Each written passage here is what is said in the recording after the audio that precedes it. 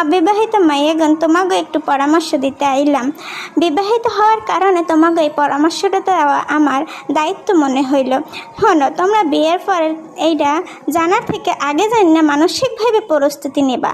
কীরকম, তোমার শাশুড়ি কিন্তু খাইবে হ্যাঁ স্বামীরটা, তোমার ননদ খাইবে হ্যাঁ স্বামীরটা, তোমার জালে খাইবে হ্যাঁ স্বামীরটা, তোমার ভাসুর খাইবে হ্যাঁ নিজের ইনকাম। কিন্তু তুমি কিন্তু খাবা তোমার শাশুড়ির পোলারটা, তুমি কিন্তু খাবা তোমার ননদের ভাইটা, তুমি কিন্তু খাবা তোমার জালের দেবরেরটা, তুমি কিন্তু খাবা তোমার ভাসুরের ছোটো ভাইটা। তোমার কিন্তু ওইখানে কোনো অধিকার থাকবে না।